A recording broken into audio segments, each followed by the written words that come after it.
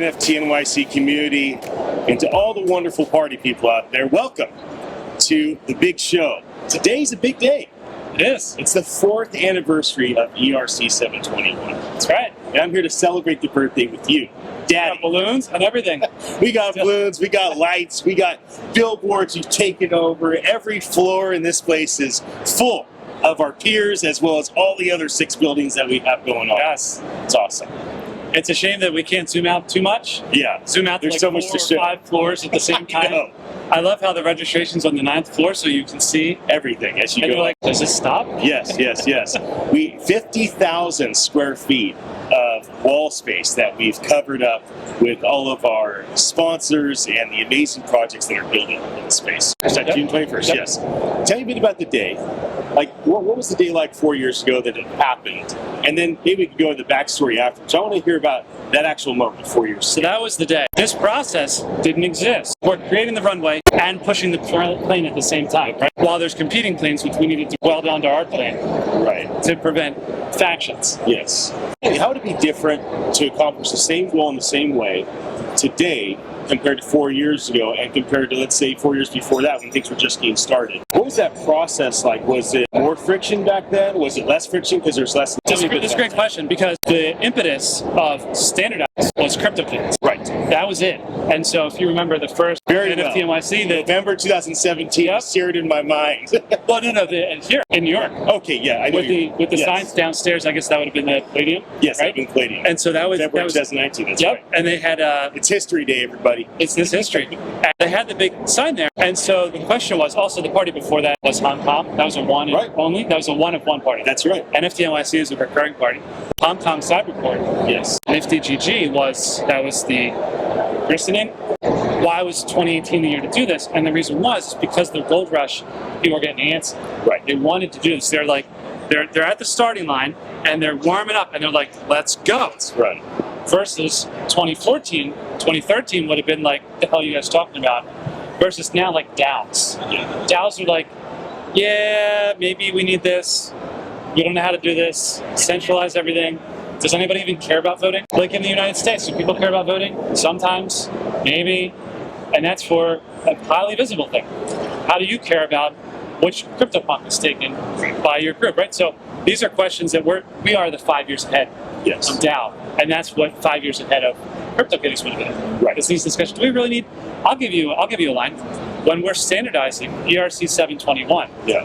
one of the questions, which my goal is to get everyone to agree, so we have standardized in one Right. standard. Consensus. Right. And Before the same page. my contribution is the standards that were voted, not the one that was passed, like the ones that were rescinded, right? And so one of the issues was metadata. People could not agree that metadata was an important part of NFTs. Interesting. They thought it was just the number, not the picture, not the description. Okay. And so I said it should be required, and they said, well, it's kind of bloated.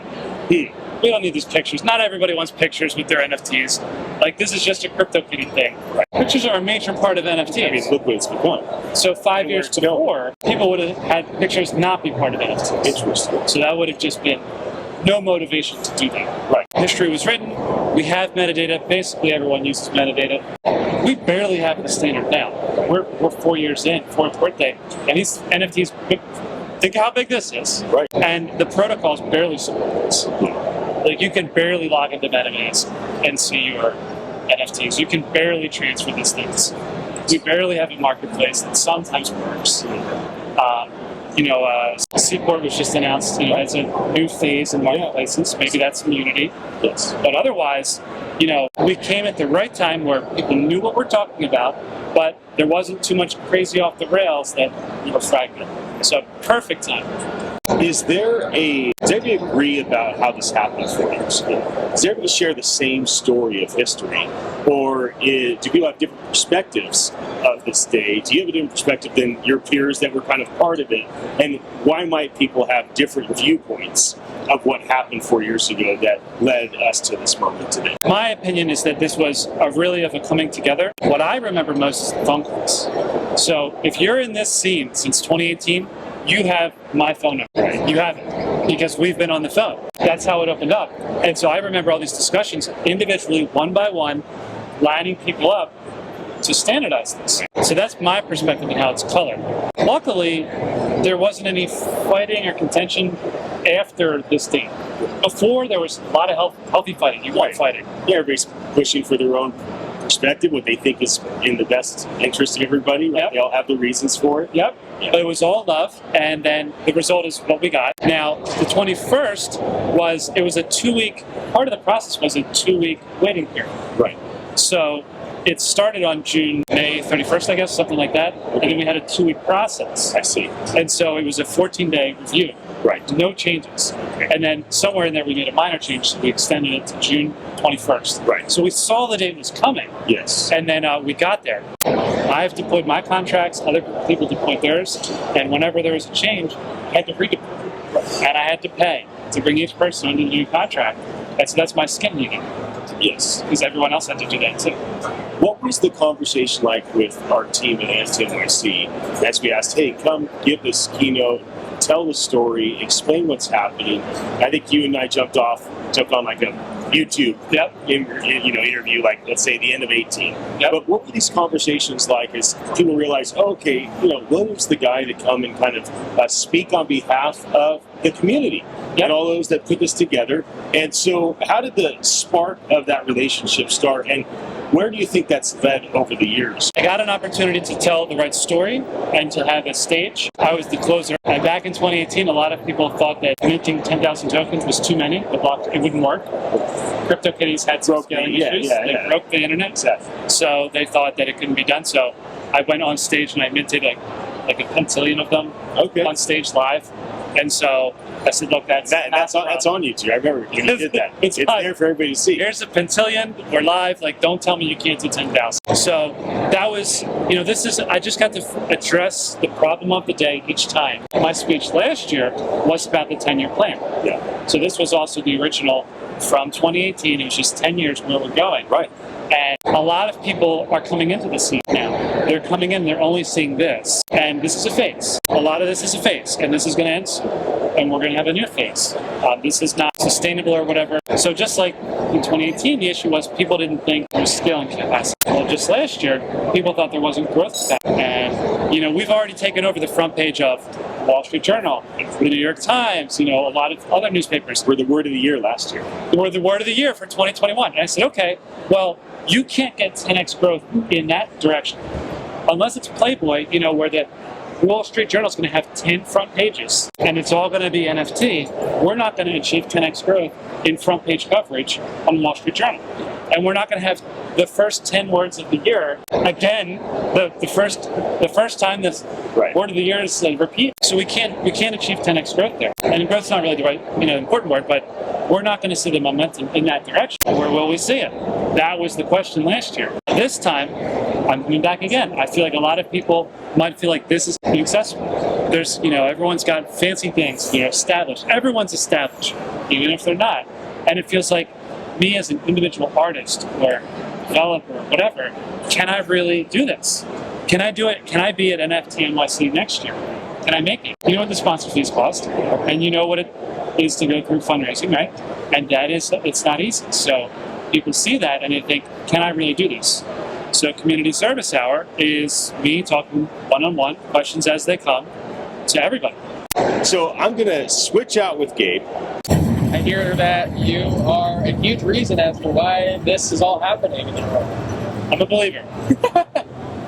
Well, that's awesome. It's infectious. The belief is infectious. Yeah, it definitely is. It definitely is.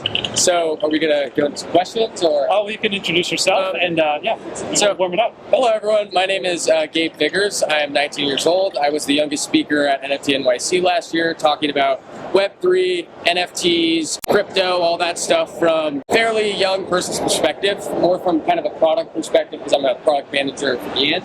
So mainly like kind of UI, UX, what are the sort of hurdles in order for my 12-year-old sister to be able to seamlessly purchase assets, or my 80-year-old grandma to be able to purchase assets, digital assets.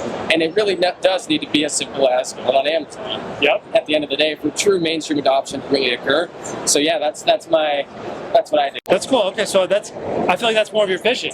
Yeah. These are ideas. So how are you getting in? So I'll start off with a couple of key pointers. So for things such as like music, with music NFTs, for example, I have Snoop Dogg's music NFTs. I have a couple of my friends that I support. The interactability and the ability to create playlists with the NFTs, do all these different things, shuffle, all these sort of simple, they seem fairly simple, but complicated tasks to achieve are some pretty interesting things I also agree with. Also, what really fascinates me is, have you been much of the years the 725 protocol? That is quite fascinating. Yeah. What Fabian is doing, I think that's super. Oh, am I out of it? I think that's pretty fascinating with what they're doing with the ability to be able to have key management systems, the ability to do all those sorts of things that are pretty insane, which is like attach information to your account, personalize it, do all sorts of stuff like that I think is pretty interesting. But yeah. If we have some questions, maybe we can just bounce them off. Oh yeah. And we can just take this co-host style. Compare and contrast 2022 versus 2021. It was pretty intense, I'm not going to lie. So I spoke at the Edison last year, and it was pretty terrifying, I'm not going to lie. I mean, the Maine or the South? The Maine. Yeah. And so it's a lot of fun. Everyone's here is amazing. The culture is ecstatic. But when you're young and then you have to display your thoughts and what you think in front of a bunch of other people and they have to hear what they have to say, it was awesome. But it was definitely a little intense. Not the crowd was intense, but, having to get up there, talk for 10, 13 minutes and have everyone examine your thoughts and what you think about this industry is pretty fun. This year, definitely way more people. There was a lot of people here last year, but there's a lot more attendees this year. A little bit.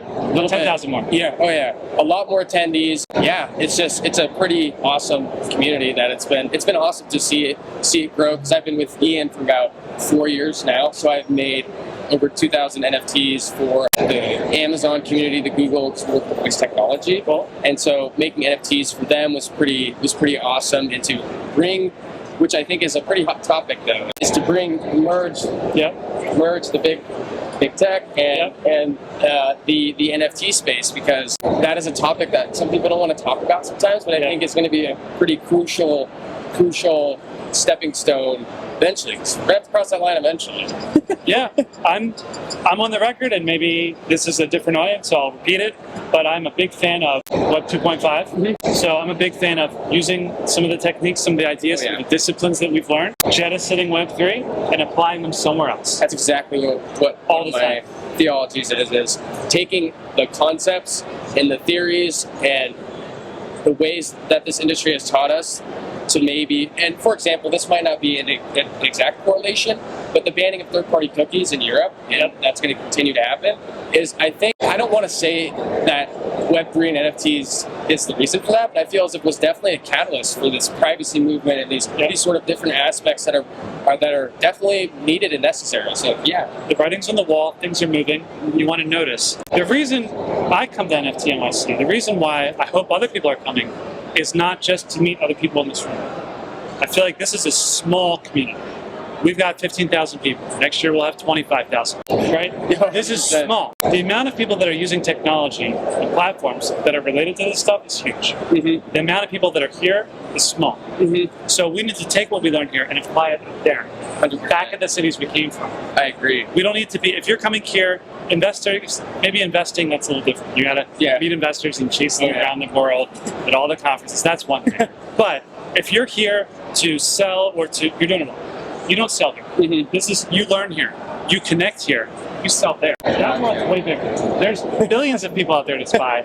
You've got thousands of people here that already have it. It's been pretty interesting to be involved with NFTs 4 years ago. It is still crazy. Because like when I was making these NFTs for Ian and stuff, and just my friends, I was 15 when I started just making them, and then he was like, "What are you doing?" I'm like, making NFTs. Yeah, I'm making digital assets for these people, and it's pretty crazy to see that the storm that has arose, because they definitely were like, "Why are you doing that?" I'm like, I don't know if everything will, but I think a lot of important things will have a digital twin that represents its history or its past history of where it was created, all those sort of things. All that good stuff. That's important to me too, for physical products, for things you buy, things that are important to you. People buy things. People buy things for reasons. 100%. All right, so you're going to buy this shirt. Why'd you buy this shirt? Why'd you buy this jacket? I bought it because I like it. like really specific. Maybe you like the person who sold it to you. Maybe you like the store you bought it from. Maybe you like where maybe it's organic cotton. Have you seen that? I actually have. I've heard of it. I don't know if I own any organic cotton. I don't know if that's a real thing. I don't know if that's like made out of cotton organs. Like what? I don't know what that means. That's something I want to trace too. Yeah, so yeah. not just tracing ownership, but tracing heritage or tracing. Yeah, I was about to ingredients. say heirlooms. I think Heirlooms is a pretty interesting thing. And so with the NFT space, I see just from my perspective. Have you ever read the book? It's really good. It's called Crossing the Chasm. It's about. So when you start a business, then you got to cross the chasm eventually. And I feel like NFTs are entering a crossing the chasm time in their evolution. All right, finding their product market fits and niches in music and insurance, and we're definitely going to cross that chasm now. I mean, I feel like we've crossed it. So I feel like crossing the chasm is about what I've understood, and I didn't read the whole book, but I believe it's about the social proof of leaving your community or your tribe and going to the outside world. So, and I feel like a lot of that happens. So I do advisory work. I work with enterprise, government, these type of things. Companies that my mom knows about and my grandparents know about. Governments that my mom knows about. So it's like, that is the chasm. So to even be in that room, that's the chasm. So that's the social proof to me. I think that's what that means. We're talking about. What I meant by crossing the chasm was crossing the chasm to other than just a lot of the market is just simply JPEGs. I'm talking about real estate, music, insurance with B2B, maybe B2B with smart contracts, all that sort of stuff. Like I feel like we're going to cross maybe another super interesting, fascinating chasm of that nature. Okay, so we've got you. So we're good on this. So some of these enterprise use cases, I can tell you they're coming and they're deployed, but the shill factor's not there. So what do you mean by that? Well, look at the front page of. Have you seen any of these front page newspapers? The Beeple? Yeah. So the Beeple, that was on the front page of the New York Times. It's on everything. Right, and that was the front page. But did you know that Microsoft Xbox uses NFTs to track royalty payments? I did not know that. Barely anybody knows that. Now it's public. Disclosure, I was a client of my client. No coverage. Why? Because you can't buy and sell them. There's no marketplace. They're not an OpenSea. They're just normal, boring. Boring is a positive. Boring, smiling boring. Yeah. Boring enterprise use cases. Like that's the plumbing. The plumbing works. It's good stuff. So Microsoft Xbox is pretty big, and that is not artwork. It's not new artists.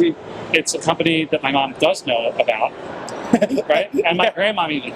So that's a different market. There's a lot of things that are different about it, but if we weren't talking today, you might not know about them. Right? I need you to keep talking. All right, some other ones. So I'll give you another use case. Client of a client is in Mexico. Yeah. They were having trouble with the COVID test result being faked. You're in Mexico. You need this to go to work. You need this piece of paper, and it's expensive, and you don't have money, and you can't go to work without it. You're going to do it. Either get it or not going to work. From the back. Fraud. Right? You're going to print it on your computer, right? You're going to Photoshop it. If you're going to break the rules. Well, that's you got to feed your family. See, this is the young perspective. When you got to feed your family, you kill. You I guess fraud, I don't have any. Yeah, you got to. Whatever you need to do. Yeah, we gotta get that into you, right? So you gotta fight for the family. So, and that's what they do. And so the government's like, okay, well, we need to make COVID testing easier, but also we need to track this, prevent the fraud or something. NFTs was an obvious use case, and they're doing it. So you go to the airport, you get a COVID test, you get an NFT, and it just timestamps it. That's all it does. This prevents a very specific kind of fraud where they would get a test and then scratch out the date and change the date. So I have a question, and you don't have to say specifically. So for enterprise people like this or companies that you work with, are they using their own personal blockchain systems, or are they using, the ones that everyone knows about? Yeah, Polygon, Ethereum, Solana, all the other ones. So, I'll take you into the sauce here. So, obviously, it would be nice if a lot of things could work in Ethereum or close to Ethereum, or just because it's the network or something, which is good. Practically, one of the things I've found is that the marketplace, these networks have a lot of money. So we've got here as a sponsor is Tron. We've got Polygon, they're a sponsor here. Are there any other? Flow. Flow is here. Again, Flow is on third or fourth or fifth floor. So, any others? We got a shout out. Yeah, there definitely are. Hedera, yep. H-Bar. I love H-Bar. The H-Bar people are awesome. Right, and so I'm not saying anybody specifically, but they're well capitalized. They're big projects, and they would love to bring your project on them. So there's some shopping. So sometimes people will shop their project, and it's competitive. So if you really have a compelling project, people will work with you, and so sometimes that's part of the decision making. Sometimes the decision is just based on a natural fit if there's a community specifically there. But I'm seeing less of that because I feel like a lot of these people are coming from the outside. So what the people on the inside that are going out, those are the biz dev people. So the biz dev people from those types of blockchains that we just said are going out into the world, and those are the biz dev people bringing them in to the network. So that's part of the decision. But I've launched projects on Ethereum prop stuff. Gotcha. I've launched, in fact, the COVID testing result. That's run on Robster. Oh, wow. Yeah. You don't need any money to do COVID. We're not trading COVID test results. We're just time-stamping. And so those are NFTs. We put them on Robster. It works great. Specific examples of Web 2.5. So yeah, but let's bring this back to you too. So specific examples of Web 2.5 to me is another thing is, this might fluff some feathers, but we're pushing so hard for Web 3, so at least we end up in some sort of a 2.5 situation where there is some more respect for the end user, the creator, musicians, But walk it through. What does that look like? Perhaps maybe the business that you're running should not be 100% down. You know what I mean? Hiring and firing and all those sort of things. Maybe having some sort of a DAC or maybe some sort of a decentralized autonomous community in which they have some sort of ownership in the company, they're making some sort of delegated rules. I don't know, I'm just throwing out ideas. Let's walk through this. All right, so because there's equity as a word. Yeah, we're not talking about that. So it could be as a form of equity, or it could be you're buying into this community, you have maybe rights to vote on censorship. That's something that give up censorship to the community that buys in. Or perhaps they are they get to vote on specific product changes that you give up. You know what I mean? So creating some sort of a community that's attached to the company in which we can work together, they benefit because they believe in the company vision, they're also being rewarded for it, and all these other different things. And so that's sort of my vision of sort of a 2.5 situation. So stakeholder economy. Yes, perhaps. And the stakeholders are the customers. Yep. The participants. I hate the word users, so I could go around it. Yeah, okay, so we can apply these ideas by having voting or voting that people trust or consensus mechanisms, that's more broad than voting, of ways where we can bring the participants, we can bring them closer to the manager's decision making. So the managers don't have to have a monopoly on decision making. They can share decisions. And the mechanism that we can use can be shared with stakeholders broadly. And there can be a lot of stakeholders. And so maybe some projects just want to have stakeholders that are customers. Maybe other projects want to have stakeholders that are fans. I know investors, like a lot of people think investors. Well, what is an investor, right? Do they need money? I think the money part is really going to get boring soon. I think a lot of people are focused on the money, and that's why it's boring. Yeah. So I think Whopper, the Burger King Whopper had Whopper. This is one of the first. I think I missed Whopper Coin. And you would accumulate these coins, which then was a blockchain. Totally ahead of their time. Way ahead of the time, which is why it didn't work. Just because they were too early. Now's the time for that. But yeah, use those coins as a stakeholder proof of Whopper, proof of eating Whoppers. And you can probably make a lot of headlines by just taking the opinions of verified Whopper eaters. Oh yeah, definitely. Somehow. And you don't need Web3 to do that. You can do it in an app, but maybe somehow take feedback. Oh, be humble, listen, right? Oh, and PS, because they'll be skeptical people, they'll think when you do that, when you have your app and you take the voting, well, maybe you're cheating. Yeah. Maybe you're rigging the vote. So that's where I'm bringing another concept. Maybe we have transparent consensus mechanisms. I don't want to say voting, but like transparent ways that people can express their opinions. And that removes the thought of we're solving problems. I'm looking into this, I'm pointing at NFT.nyc. I'm looking into this universe of solutions, and I'm pulling in these things that we can use here. So one of them is engagement and better decision making. What's the right amount of sesame seeds to put in a Whopper bun? A manager can guess, but maybe a community would be better. Yeah. Okay, so we just solved one problem. That's 2.5. That's awesome. Squarely in 2. That's like 2.0 plus, which is 2.5.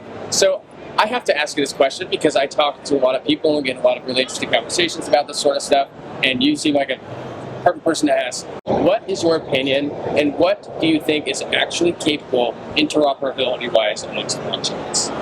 This is a dangerous question. Is it a farce? Is it actually achievable? What is your opinion? It's achievable, but it won't be achieved, probably. So in a perfect world, where everything's perfect and there's no problems and everyone's happy, Yeah. what would it take to reach that, in your opinion? What would need to happen? So, Is it resources? Is it time? Is it the correct people on the job? I mean, all those things combined. we need the opposite of entrepreneurship. We need Vitalik and Hedera to agree that this isn't a bridge that needs to be made. And we need both of them to say publicly that when this is done, they will both officially support it. And they're going to give it 6 months. And if there's changes, they'll give it another 6 months. And they're going to have $10 million reward for anybody who can break it before they go live. Interesting. That gets us from here to there. Now, the official endorsement is huge. Nobody has official endorsement. In this room, there's plenty of bridges and networks and nodes and validators, and they're all unofficial, and they're all doing the same. They're competitive. That's entrepreneurial. And yet none of them will be officially accepted. So this official acceptance is a blessing that can really be valuable, right? So I think that's what it would take. That's awesome. That's Because otherwise, if you got one bridge here and you got another bridge there, this one works good enough, this one works good enough, which one wins? What's the answer? Whoever launches first. Yeah, I guess. Right, and so there's a competing interest versus launching first and then making something good. But if Vitalik and Hedera say that they're going to bless something, that has a lot of value. And they have never done anything like that before. So I think that's what it would take. Yeah. So are there more questions that they'd like to be? Yes. So. Oh